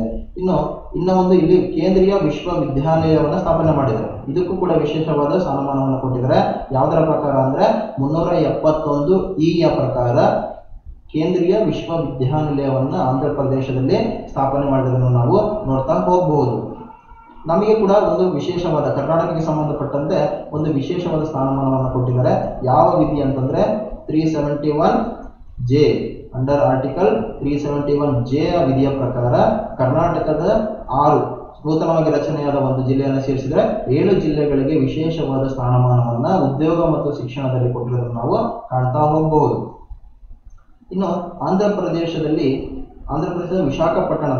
ವಿಶಾಖಪಟ್ಟಣದಲ್ಲಿ ಸತೀಶ್ ಧವನ್ ಉಪಗ್ರಹ ಉಡಾವಣಾ ಕೇಂದ್ರವಿದೆ. ನೋಡ್ರಿ, ಇದೊಂದು GK ಪಾಯಿಂಟ್ ಮತ್ತು ಸೈನ್ಸ್ ಅಂಡ್ ಟೆಕ್ನಾಲಜಿ ಅಂತ ಬಂದಾಗ ಕೇಂದ್ರ ಕಚೇರಿಯ ಮೇಲೆ ಒಂದು ಪ್ರಶ್ನೆ ಬರ್ತಕ್ಕಂಥದ್ದು ಆಗಿರ್ತದೆ. ಇನ್ನು ಭಾರತದ ಭತ್ತದ ಕಣಜ ಅಂತ ನಾವು ಆಂಧ್ರ ಪ್ರದೇಶವನ್ನ ಕರಿತೀವಿ. ಭಾರತದ ಭತ್ತದ ಕಣಜ. ಇನ್ನು ಮುಂದುವರೆದು ಆಂಧ್ರ ಪ್ರದೇಶದಲ್ಲಿ ಕಂಡುಬರುವ ವಿಶಾಖಪಟ್ಟಣಂ ಬಂದರು, ಇದೊಂದು ಸ್ವಾಭಾವಿಕ ಬಂದರು ಆಗಿದೆ. ಆಂಧ್ರ ಪ್ರದೇಶದಲ್ಲಿ ಕಂಡುಬರತಕ್ಕಂಥ ವಿಶಾಖಪಟ್ಟಣ ಬಂದರು ಇದೊಂದು ಸ್ವಾಭಾವಿಕ ಬಂದರಾಗಿದ್ದು ಪೂರ್ವ ಕರಾವಳಿಯ ಒಡವೆ ಬಂದರು. ಒಡವೆ ಬಂದರು ಅಂತಕ್ಕಂಥದ್ದನ್ನ ಇದನ್ನ ಕರಿತೀವಿ. ಈ ರೀತಿಯಾಗಿ ಇದನ್ನ ಕರೀತಕ್ಕಂಥದ್ದು. ಸೊ ಭಾರತ ಅಂತ ತಗೊಂಡಾಗ ನಾವು ಒಟ್ಟು ಎಷ್ಟು ರಾಜ್ಯಗಳು ಕರಾವಳಿ ತೀರವನ್ನು ಒಳಗೊಂಡಿದೆ ಅಂತಂದ್ರೆ ನಾವು 9 ರಾಜ್ಯಗಳು ಕರಾವಳಿ ಪ್ರದೇಶವನ್ನ ಒಳಗೊಂಡಿರ್ತಕ್ಕಂಥದ್ದು ನಾವು ಕಾಣ್ತಾ ಹೋಗಬಹುದು. ಓಕೆ, ಇದನ್ನ ಮುಂದುವರೆದು ಈ ಒಂದು ಆಂಧ್ರ ಪ್ರದೇಶದಲ್ಲಿ ತಾಂಬಾಕುವನ್ನ ಹೆಚ್ಚು ಬೆಳೀತಾರೆ. ಅತಿ ಹೆಚ್ಚು ತಾಂಬಾಕು ಬೆಳೀತಕ್ಕಂಥ ರಾಜ್ಯ ಯಾವುದಪ್ಪ ಅಂತಂದ್ರೆ ಆಂಧ್ರ ಪ್ರದೇಶ. ಅಷ್ಟೇ ಅಲ್ಲದೆ ಆಂಧ್ರ ಪ್ರದೇಶ ರಾಜಮುಂಡ್ರಿ ಅಂತಕ್ಕಂಥ ಎಂಬಲ್ಲಿ ತಾಂಬಾಕು ಸಂಶೋಧನಾ ಕೇಂದ್ರ ಕೂಡ ಇದೆ. ಆಂಧ್ರ ಪ್ರದೇಶದ ರಾಜಮಂಡ್ರಿ ಅಂತಕ್ಕಂಥ ಪ್ರದೇಶದಲ್ಲಿ ತಾಂಬಾಕು ಸಂಶೋಧನಾ ಕೇಂದ್ರವಿದೆ. ಹಾಗೂ ಆಂಧ್ರ ಪ್ರದೇಶದಲ್ಲಿ ಅತಿ ಹೆಚ್ಚು ಅಬ್ರಕ, ನಾವು ಏನು ಕಾಗೆ ಬಂಗಾರ ಅಂತ ಕರಿತೀವಲ್ಲ, ಅಬ್ರಕವನ್ನ ಇಲ್ಲಿ ಉತ್ಪಾದನೆ ಮಾಡ್ತಾರೆ. ಅತಿ ಹೆಚ್ಚು ಅಬ್ರಕವನ್ನ ಇಲ್ಲಿ ಉತ್ಪಾದನೆ ಮಾಡತಕ್ಕಂಥದ್ದನ್ನ ಕಾಣ್ತಾ ಹೋಗ್ಬೋದು. ಇದಿಷ್ಟು ಆಂಧ್ರ ಪ್ರದೇಶಕ್ಕೆ ಸಂಬಂಧಪಟ್ಟಂತೆ ಸಣ್ಣ ಸಾಮಾನ್ಯ ಜ್ಞಾನ ಆಗಿರ್ತದೆ. ಓಕೆ, ಇನ್ನು ಮುಂದುವರೆದು ನಾವು ಭಾರತದ ಒಂದು ಪ್ರಚಲಿತ ಘಟನೆಗಳಿಗೆ ಸಂಬಂಧಪಟ್ಟಂತೆ ಒಂದು ಪ್ರಮುಖವಾದ ಘಟನೆ, ಇಡೀ ವಿಶ್ವಕ್ಕೆ ಸಂಬಂಧಪಟ್ಟಾಗೆ ಅತಿ ಪ್ರಮುಖವಾದ ಘಟನೆ ಇಲ್ಲಿ ಭಾರತದಲ್ಲಿ ನಡೀತಾ ಇದೆ. ಏನಪ್ಪಾ ಅಂದ್ರೆ ಜಗತ್ತಿನ ಅತಿ ಎತ್ತರದ ಸೇತುವೆ ಎಲ್ಲಿ ನಿರ್ಮಾಣ ಆಗ್ತಾ ಇದೆ? ಜಮ್ಮು ಮತ್ತು ಕಾಶ್ಮೀರದಲ್ಲಿ ಇದು ನಿರ್ಮಾಣ ಆಗ್ತಾ ಇದೆ. ಜಗತ್ತಿನ ಅತಿ ಎತ್ತರದ ಸೇತುವೆ ಜಮ್ಮು ಮತ್ತು ಕಾಶ್ಮೀರದಲ್ಲಿ ನಿರ್ಮಾಣ ಆಗ್ತಾ ಇದೆ. ಎಲ್ಲಿ? ಜಮ್ಮು ಮತ್ತು ಕಾಶ್ಮೀರದ ರಿಯಾಸಿ ಜಿಲ್ಲೆಯ ಚಿನಾಬ್ ನದಿ ಅಂತ ಇದೆಯಲ್ಲ, ಆ ನದಿಯಲ್ಲಿ ಮೇಲ್ಗಡೆ ಭಾಗದಲ್ಲಿ ಈ ಒಂದು ರೈಲ್ವೆ ಸೇತುವೆ ನಿರ್ಮಾಣ ಆಗ್ತಿದೆ. ರಿಯಾಸಿ ಜಿಲ್ಲೆಯ ಒಂದು ಚಿನಾಬ್ ನದಿಗೆ ಇದು ಅಡ್ಡಲಾಗಿ ನಿರ್ಮಾಣ ಆಗ್ತಕ್ಕಂಥ ನಾವು ಕಾಣ್ತಾ ಇದ್ವಿ. ನೋಡ್ರಿ, ಇತ್ತೀಚೆಗೆ ಒಂದು ಕರೆಂಟ್ ಅಫೇರ್ ಆಲ್ರೆಡಿ ಬಂದಿದೆ. ಇದರ ಕಮಾನು ಇದೆಯಲ್ಲ, ಕಮಾನು ಬಂದ್ಬಿಟ್ಟು ಪೂರ್ಣಗೊಂಡಿದೆ. ಇನ್ನು ಸೇತುವೆ ಮಾತ್ರ ನಿರ್ಮಾಣ ಆಗ್ಬೇಕು. ಕಮಾನು ಪೂರ್ಣಗೊಂಡಿದೆ, ಸೇತುವೆ ಇದು ನಿರ್ಮಾಣ ಆಗ್ಬೇಕು. ಹಾಗಾದ್ರೆ ಈ ಒಂದು ಸೇತುವೆಯ ಸಾಮರ್ಥ್ಯ ಏನು? ಈ ಒಂದು ಸೇತುವೆಯಿಂದ ಏನೆಲ್ಲ ಅನುಕೂಲ ಆಗ್ತಾ ಇದೆ ಅಂತಪ್ಪ ಅಂತಂದ್ರೆ, ಇದೊಂದು ರೈಲ್ವೆ ಸೇತುವೆ ಆಗಿದೆ. 2022ಕ್ಕೆ ಇದು ತನ್ನ ಕೆಲಸವನ್ನು ಪೂರ್ಣಗೊಳಿಸ್ತದೆ. ಅಂದ್ರೆ ಇದು ಕಾರ್ಯಾರಂಭ ಆಗ್ತದೆ. 2022ರಿಂದ ಇದು ಕೆಲಸವನ್ನ ಆರಂಭಗೊಳಿಸಲಿದೆ ಅಂತ ನಾವು ನೋಡ್ತಾ ಹೋಗ್ಬೋದು. ಇದು ರಿಯಾಸಿ ಜಿಲ್ಲೆಯ 2 ಪ್ರದೇಶಗಳ ಮಧ್ಯೆ ಸಂಪರ್ಕವನ್ನ ಕಲ್ಪಿಸುತ್ತೆ. ರಿಯಾಸಿ ಜಿಲ್ಲೆಯ 2 ಪ್ರದೇಶಗಳ ಮಧ್ಯೆ ಸಂಪರ್ಕವನ್ನ ಕಲ್ಪಿಸುತ್ತದೆ. ಯಾವುದಪ್ಪ ಅಂದ್ರೆ ಬುಕ್ಕಲ್ ಟು ಕೌರಿ ಅಂತ. ಬುಕ್ಕಲ್ ಟು ಕೌರಿ ಅಂತ ಈ 2 ಪ್ರದೇಶಗಳ ಮಧ್ಯೆ ಸುಲಭವಾಗಿ ಸಂಪರ್ಕವನ್ನು ಕಲ್ಪಿಸೋದಕ್ಕೋಸ್ಕರ ಇದನ್ನ ನಿರ್ಮಾಣ ಮಾಡಿರ್ತಕ್ಕಂಥ ನಾವು ಕಾಣ್ತಾ ಇದ್ದೀವಿ. ಇದರ ವಿಶೇಷತೆ ಏನು? ಇದೇನಪ್ಪಾ ಅಂತಂದ್ರೆ 1 ಗಂಟೆಗೆ 260 ಕಿಲೋಮೀಟರ್ ವೇಗದಲ್ಲಿ ಬೀಸ್ತಕ್ಕಂಥ ಗಾಳಿಯನ್ನು ಕೂಡ ತಡೆದು ನಿಲ್ಲುವಂತಹ ಸಾಮರ್ಥ್ಯವನ್ನು ಹೊಂದಿದೆ. ನೋಡ್ರಿ, 1 ಗಂಟೆಗೆ 260 ಕಿಲೋಮೀಟರ್ ವೇಗದಲ್ಲಿ ಬೀಸ್ತಕ್ಕಂಥ ಗಾಳಿ ಕೂಡ ಇದನ್ನ ತಡೆದು ನಿಲ್ತಕ್ಕಂಥ ಸಾಮರ್ಥ್ಯವನ್ನು ಹೊಂದಿದೆ.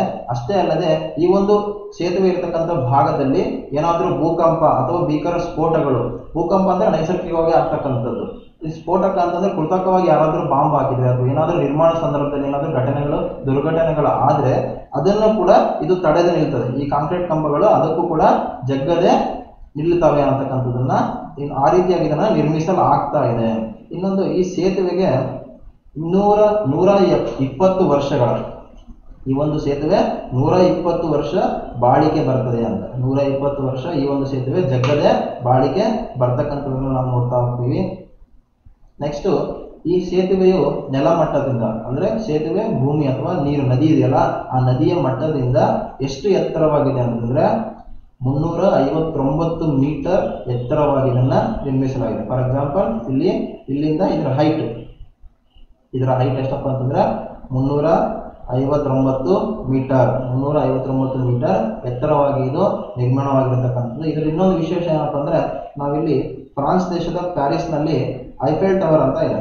ಫ್ರಾನ್ಸ್ ದೇಶದ ಪ್ಯಾರಿಸ್ನಲ್ಲಿ ಐಫೆಲ್ ಟವರ್ ಅಂತ ಇರ್ತಕ್ಕಂಥದ್ದು ಅದಕ್ಕಿಂತಲೂ 35 ಮೀಟರ್ ಇದು ಎತ್ತರವಾಗಿದೆ. ಅದಕ್ಕಿಂತ 30 ಮೀಟರ್ ಎತ್ತರವಾಗಿದೆ. ಐಫೆಲ್ ಟವರ್ ಎಷ್ಟಿದೆ? 324 ಮೀಟರ್ ಎತ್ತರವಾಗಿರ್ತಕ್ಕಂಥದ್ದು. ಇದಕ್ಕಿಂತ ಕೂಡ ಇದು 35 ಮೀಟರ್ ಅತಿ ಎತ್ತರವಾಗಿರ್ತಕ್ಕಂಥದ್ದನ್ನು ನಾವು ಕಾಣ್ತಾ ಹೋಗ್ಬೋದು. ಹಾಗಾದ್ರೆ ಈ ಸೇತುವೆಯ ಉದ್ದ ಎಷ್ಟಿದೆ? ಅಂತಂದ್ರೆ ಇಲ್ಲಿಂದ ಮತ್ತೊಂದು ದಡಕ್ಕೆ ಎಷ್ಟು ಉದ್ದ ಇದೆ ಅಂದ್ರೆ 1315 ಮೀಟರ್ ಉದ್ದವಾಗಿ ಇರತಕ್ಕಂಥದ್ದನ್ನ ಕಾಣ್ತಾ ಹೋಗ್ಬೋದು. ಇಷ್ಟು ಇದು ಉದ್ದವಾಗಿ ಇದೆ. ಇತ್ತೀಚೆಗೆ ಇದರ ಕಮಾನು ರೆಡಿಯಾಗಿದೆ. ಇನ್ನ ಸೇತುವೆ ನಿರ್ಮಾಣ 2022ರಲ್ಲಿ ಮುಗಿತದೆ. 2022ರಿಂದ ಈ ಸೇತುವೆಯು ಕಾರ್ಯಾರಂಭಕ್ಕೆ ಅನುಕೂಲ ಮಾಡಿ ಕೊಡ್ತಕ್ಕಂಥದ್ದು. ಇಲ್ಲಿ ನೀವು ಗಮನಿಸಬೇಕಾಗಿದೆ ಒಂದೇ, ಯಾವ ನದಿಯಲ್ಲಿದೆ? ಚಿನಾಬ್ ನದಿಯ ಮೇಲ್ಗಡೆ ನಿರ್ಮಾಣ ಮಾಡಲಾಗ್ತದೆ. ಎಲ್ಲಿಂದ ಎಲ್ಲಿಗೆ ಸಂಪರ್ಕ ಕಲ್ಪಿಸ್ತದೆ? ಬುಕ್ಕಲಿಂದ ಕೌರಿ ಈ ಒಂದು ಭಾಗಕ್ಕೆ ಸಂಪರ್ಕವನ್ನು ಕಲ್ಪಿಸ್ತದೆ. ಯಾವ ಜಿಲ್ಲೆ? ರಿಯಾಸಿ ಜಿಲ್ಲೆ, ಜಮ್ಮು ಕಾಶ್ಮೀರದ ರಿಯಾಸಿ ಜಿಲ್ಲೆಯಲ್ಲಿ ಇದು ಕಂಡು ಬರುತ್ತದೆ. ಮುಂದುವರೆದು ಈ ಜಮ್ಮು ಮತ್ತು ಕಾಶ್ಮೀರಕ್ಕೆ ಸಂಬಂಧಪಟ್ಟ ಹಾಗೆ ಕೆಲವೊಂದು ವಿಶೇಷಗಳಿದ್ದಾವೆ. ಹಾಗೂ ಇದನ್ನು ಯಾವಾಗ ಈ ಒಂದು ಯೋಜನೆ, ಈ ಸೇತುವೆಯ ಯೋಜನೆಗೆ ಯಾವಾಗ ಕಾರ್ಯಾರಂಭ ಮಾಡಿದ್ರು ಅಂದ್ರೆ 2015ರ ನವೆಂಬರ್ 7ರಂದು ಪ್ರಧಾನಿಯಾಗಿರ್ತಕ್ಕಂಥ ದೇಶದ ಪ್ರಧಾನಿ ನರೇಂದ್ರ ಮೋದಿ ಅವರು ಈ ಸೇತುವೆಯ ಯೋಜನೆಯನ್ನ ಘೋಷಣೆ ಮಾಡ್ತಾರೆ. ಈ ಒಂದು ಸೇತುವೆ ಯೋಜನೆಯನ್ನ ಘೋಷಣೆ ಮಾಡ್ತಾರೆ. ಜಮ್ಮು ಮತ್ತು ಕಾಶ್ಮೀರಕ್ಕೆ ಸಂಬಂಧಪಟ್ಟಂತೆ ಕೆಲವೊಂದು ಚಿಕ್ಕ ಪುಟ್ಟ ಸಾಮಾನ್ಯ ಮಾಹಿತಿ ನಿಮಗೆ ಗೊತ್ತಿರಬೇಕು ಯಾವಾಗಲೂ. ಈ ಜಮ್ಮು ಮತ್ತು ಕಾಶ್ಮೀರದಲ್ಲಿ ಇಡೀ ಭಾರತದಲ್ಲೇ ಈ ಕೇಸರಿ ಅಂತಕ್ಕಂಥ ಒಂದು ಉತ್ಪಾದನೆ ಬರ್ತದೆ. ಕೇಸರಿ ಅಂತಕ್ಕಂಥ ಒಂದು ಉತ್ಪಾದನೆ ಬರುತ್ತೆ. ಈ ಉತ್ಪಾದನೆಯನ್ನು ಎಲ್ಲಿ ಮಾಡ್ತಾರೆ? ಏಕೈಕ ನಗರ ಯಾವುದಪ್ಪ ಅಂದ್ರೆ ಈ ಜಮ್ಮು ಮತ್ತು ಕಾಶ್ಮೀರ ಆಗಿರ್ತದೆ. ಇಡೀ ದೇಶದಲ್ಲಿ ಬೆಳೀತಕ್ಕಂಥದ್ದು ಕೇಸರಿಯನ್ನ ಜಮ್ಮು ಮತ್ತು ಕಾಶ್ಮೀರದಲ್ಲಿ ಮಾತ್ರ. ಹಾಗೂ ಇನ್ನು ಕೆಲವೊಂದು ಕ್ವಶನ್ಸ್ ಏನಪ್ಪಾ ಅಂದ್ರೆ, ಭಾರತದ ಅತಿ ದೊಡ್ಡ ಸಿಹಿ ನೀರಿನ ಸರೋವರ ಯಾವುದಪ್ಪ ಅಂದ್ರೆ ಉಲಾರ್ ಸರೋವರ. ಭಾರತದ ಅತಿ ದೊಡ್ಡ ಸಿಹಿ ನೀರಿನ ಸರೋವರ ಉಲಾರ್ ಸರೋವರ. ಇದು ಎಲ್ಲಿ ಲೊಕೇಟ್ ಆಗಿದೆ? ಜಮ್ಮು ಮತ್ತು ಕಾಶ್ಮೀರದಲ್ಲಿ ಇದನ್ನು ನಾವು ಕಾಣಬಹುದು. ಹಾಗೂ ಇನ್ನೊಂದು ಸರೋವರ ಇಲ್ಲಿ ಮೇಜರ್ ಆಗಿ ನಾವು ನೋಡ್ತೀವಿ, ದಾಲ್ ಸರೋವರ ಅಂತ. ಯಾವಾಗಲೂ ಇದ್ರ ಮೇಲೆ ಕ್ವಶನ್ ಬರುತ್ತೆ, ದಾಲ್ ಸರೋವರ ಮತ್ತು ಉಲಾರ್ ಸರೋವರ ಎಲ್ಲಿ ಕಂಡು ಬರುತ್ತೆ? ಇಲ್ಲಾಂದ್ರೆ ಭಾರತದ ಅತಿ ದೊಡ್ಡ ಸಿಹಿ ನೀರಿನ ಸರೋವರ ಯಾವುದು ಅಂತಂದ್ರೆ ಉಲಾರ್ ಸರೋವರ. ಜಮ್ಮು ಮತ್ತು ಕಾಶ್ಮೀರದಲ್ಲಿ ಕಂಡು ಬರ್ತಕ್ಕಂಥ ಇನ್ನೊಂದು ಸರೋವರ ಯಾವಪ್ಪ ಅಂದ್ರೆ ದಾಲ್ ಸರೋವರ ಆಗಿರ್ತದೆ. ಈ ಜಮ್ಮು ಮತ್ತು ಕಾಶ್ಮೀರ ಸಂಬಂಧಪಟ್ಟಂತೆ ಒಬ್ಬ ಕವಿಯ ಮೇಲೆ ಯಾವಾಗಲೂ ಕ್ವಶನ್ ಬರ್ತಾ ಇರುತ್ತೆ. ಯಾವಾಗಲೂ ಯಾರವರು ಅಂದ್ರೆ ಕಲ್ಲಹಣ ಅಂತ, ಭಾರತದ ಇತಿಹಾಸ ಪಿತಾಮಹ ಅಂತ ಕರೀತಾರೆ. ಕಲ್ಲಹಣ ಯಾರು? ಭಾರತದ ಇತಿಹಾಸದ ಪಿತಾಮಹ. ಇವರು ಒಂದು ಕೃತಿಯನ್ನ ಬರೆದಿದ್ದಾರೆ. ಯಾವ್ದು? ರಾಜತರಂಗಿಣಿ. ರಾಜತರಂಗಿಣಿ ಕೃತಿಯನ್ನ ಯಾರು ಬರೆದ್ರು ಅಂತ ಕ್ವಶನ್ ಬರುತ್ತೆ ಯಾವಾಗ. ರಾಜತರಂಗಿಣಿ ಕೃತಿಯನ್ನ ರಚಿಸಿದವರು ಯಾರು? ಸೊ ಕಲ್ಲಹಣ ಅವರು ಇದನ್ನ ರಚನೆ ಮಾಡಿದ್ದಾರೆ. ಇದು ಕಾಶ್ಮೀರದ ಇತಿಹಾಸದ ಬಗ್ಗೆ ತಿಳಿಸ್ತದೆ. ಇವರು ಬರೆದಂತ ಕೃತಿ ಇತಿಹಾಸಕ್ಕೆ ಸಂಬಂಧಪಟ್ಟಿದ್ದು ಹಾಗೂ ಇದು ಕಾಶ್ಮೀರದ ಇತಿಹಾಸವನ್ನು ತಿಳಿಸ್ತದೆ. ಇವರು ಯಾವ ಪ್ರದೇಶದವರು ಅಂತ ಸಮ್ಟೈಮ್ ಕ್ವಶನ್ ಬಂದ್ರೆ ಇವರು ಕಾಶ್ಮೀರ ಪ್ರದೇಶದವರು ಆಗಿರ್ತಾರೆ. ಇನ್ನು ಕೆಲವೊಂದು ಕ್ವಶನ್ ನಾವು ನೋಡೋದಾದ್ರೆ, ಈ ಜಮ್ಮು ಮತ್ತು ಕಾಶ್ಮೀರದಲ್ಲಿ ಹೆಮಿಸ್ ರಾಷ್ಟ್ರೀಯ ಉದ್ಯಾನವನ ಇದೆ. ಹೆಮಿಸ್ ರಾಷ್ಟ್ರೀಯ ಉದ್ಯಾನವನವಿದೆ. ಇದು ಭಾರತದ ಅತಿ ದೊಡ್ಡ ರಾಷ್ಟ್ರೀಯ ಉದ್ಯಾನವನ. ಭಾರತದ ಅತಿ ದೊಡ್ಡ ರಾಷ್ಟ್ರೀಯ ಉದ್ಯಾನವನ ಯಾವುದಪ್ಪ ಅಂದ್ರೆ ಹೆಮಿಸ್ ರಾಷ್ಟ್ರೀಯ ಉದ್ಯಾನವನ. ಎಲ್ಲಿ ಕಂಡು ಬರುತ್ತೆ? ಜಮ್ಮು ಮತ್ತು ಕಾಶ್ಮೀರದಲ್ಲಿ ಕಂಡು ಬರುತ್ತೆ. ಇದೇ ಒಂದು ರಾಜ್ಯದಲ್ಲಿ ಮತ್ತೊಂದು ಉದ್ಯಾನವನ ಇದೆ, ಅದ್ಯಾವುದಪ್ಪ ಅಂದ್ರೆ ದಚಿಗಮ್ ರಾಷ್ಟ್ರೀಯ ಉದ್ಯಾನವನ. ದಚಿಗಮ್ ರಾಷ್ಟ್ರೀಯ ಉದ್ಯಾನವನ ಕೂಡ ಈ ಒಂದು ಜಮ್ಮು ಮತ್ತು ಕಾಶ್ಮೀರದಲ್ಲಿ ಕಂಡು ಬರುತ್ತೆ. ಇನ್ನು ಈ ಜಮ್ಮು ಮತ್ತು ಕಾಶ್ಮೀರದಲ್ಲಿ ಇನ್ನೊಂದು ಸಿಂಪಲ್ ಆಗಿ ಬಂದಿರ್ತಕ್ಕಂಥ ಡ್ರಾಸ್ ಪ್ರದೇಶ ಅಂತ ಇದೆ. ಡ್ರಾಸ್ ಪ್ರದೇಶ ಅಂತ ಇದೆ. ಈ ಒಂದು ಪ್ರದೇಶ ಏನಪ್ಪಾ ಅಂದ್ರೆ ಈ ಒಂದು ಪ್ರದೇಶದಲ್ಲಿ ಅತಿ ಕಡಿಮೆ ಉಷ್ಣಾಂಶವನ್ನ ಹೊಂದಿದೆ. ಅತಿ ಕಡಿಮೆ ಉಷ್ಣಾಂಶವನ್ನು ಹೊಂದಿದ ಪ್ರದೇಶ ಯಾವುದಪ್ಪ ಅಂದ್ರೆ ಡ್ರಾಸ್ ಪ್ರದೇಶ. ಇದು ಇಡೀ ಭಾರತದಲ್ಲೇ ಅತಿ ಕಡಿಮೆ ಉಷ್ಣಾಂಶವನ್ನ ಹೊಂದಿರತಕ್ಕಂಥ ಪ್ರದೇಶ. ಏನಕ್ಕಪ್ಪ ಅಂತಂದ್ರೆ ಇಲ್ಲಿ ನಾವು ನೋಡ್ಬೋದು ಹಿಮಾಲಯ ಅಂತ ನಾವು ಬರ್ತೇವೆ. ಜಮ್ಮು ಮತ್ತು ಕಾಶ್ಮೀರ ಅಂತ ಬಂದಾಗ ಹಿಮಾಲಯ ಭಾಗಗಳು ಅತಿ ಹೆಚ್ಚಾಗಿ ಕಂಡು ಬರ್ತವೆ. ಆ ಒಂದು ಪ್ರದೇಶಗಳು ಇರೋದ್ರಿಂದ ಈ ಪ್ರದೇಶಗಳು ಅತಿ ಹೆಚ್ಚು ತಂಪಾಗಿ ಇರ್ತವೆ. ಹಾಗಾಗಿ ಅತಿ ಕಡಿಮೆ ಉಷ್ಣಾಂಶ ಇಲ್ಲಿ ದಾಖಲಾಗ್ತದೆ. ಇದಿಷ್ಟು ಜಮ್ಮು ಮತ್ತು ಕಾಶ್ಮೀರದ ಮೇಲೆ. ಇನ್ನೊಂದು ಕ್ವಶನ್, 2019ರಲ್ಲಿ ಒಂದು ಮಹತ್ವ ಬದಲಾವಣೆ ಆಗ್ತದೆ. ನಾನು ಹೇಳಿದೆ 2014ರಲ್ಲಿ 29ನೇ ರಾಜ್ಯ ಅಸ್ತಿತ್ವಕ್ಕೆ ಬಂತು ಅಂತ. ನಾವು ಪ್ರೆಸೆಂಟ್ಲಿ ಅಂತ ತಗೊಂಡಾಗ ಭಾರತದಲ್ಲಿ ಪ್ರಸ್ತುತ ಎಷ್ಟು ರಾಜ್ಯಗಳಿದಾವೆ ಅಂತಂದಾಗ 29 ಅಲ್ಲ, ಕೇವಲ 28 ರಾಜ್ಯಗಳು ಇರ್ತಕ್ಕಂಥದ್ದು. ಎಷ್ಟು?